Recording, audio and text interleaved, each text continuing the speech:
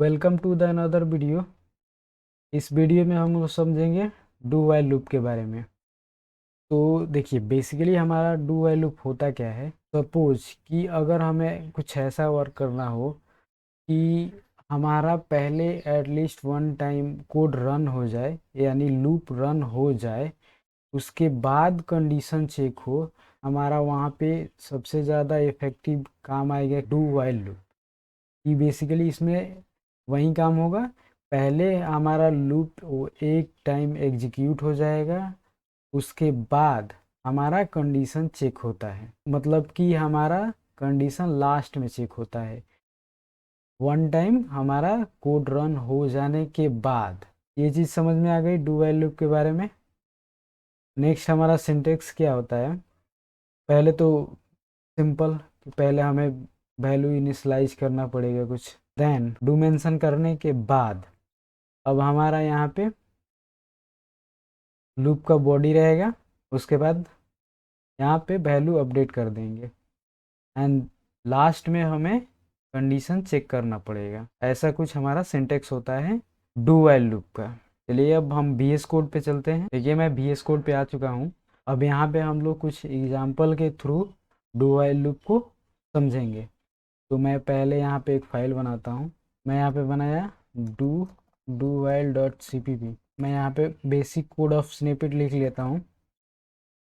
Include iostream using name space std। Main function हमारा ये हो गया और मैं रिटर्न करूँगा 0। एग्जाम्पल के थ्रू समझते हैं। तो सिंपल सा एक एग्जाम्पल लेता हूँ, मुझे प्रिंट करना है, तो उसके थ्रू मैं इस चीज़ को समझेंगे कि हमारा डू वाइल लूप का वर्क फ्लो होता कैसे है। तो मैं पहले यहाँ पे इन टाइप का एक वेरिएबल बनाया जिसको i1 से इनिशलाइज किया, देन मैं डू लिखा यहाँ पे और इसके अंदर मैं प्रवेश किया। पहला मैं काम क्या करूँगा, मैं करूँगा सी आउट। मैं आई को प्रिंट किया।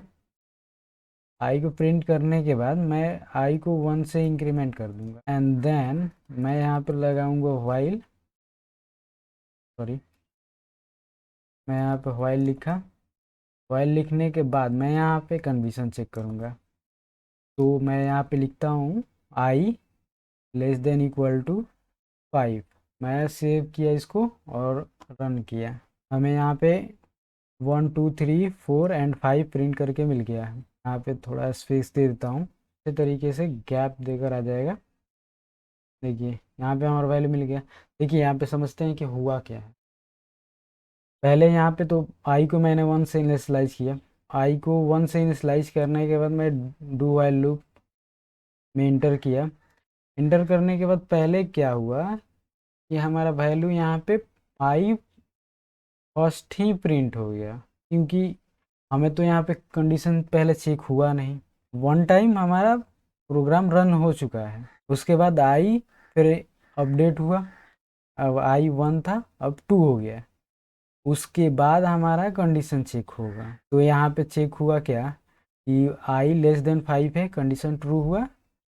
उसके बाद फिर हमें डू वाइल लूप में इंटर किए, उसके बाद 2 प्रिंट हुआ। सेम एज, मतलब कि सेम वर्क फ्लो ऐसा काम किया।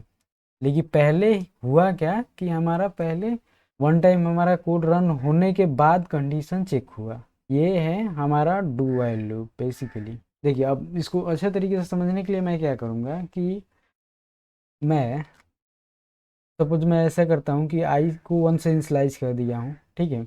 मैं यहाँ पे कंडीशन चेंज करता हूँ कि मैं बोलता हूँ कि आई लेस देन हो किससे, 0 से। तो ये तो देखिए अब यहाँ पे होगा क्या, इसको रन करता हूँ। पहले रन करके आप दिखा देता हूँ आउटपुट क्या मिलता है। यहाँ पे 1 मिल गया। अगर कंडीशन के थ्रू चले तो वे प्रोग्राम रन ही नहीं होना चाहिए। कैसे नहीं रन होना चाहिए कि हमारा तो आई 1 है और यहाँ पे कंडीशन क्या चेक हो रहा है कि आई लेस देन हो 0 से। तो आई तो ऑलरेडी 1 है, तो ये 0 से लेस देन कैसे हो गया।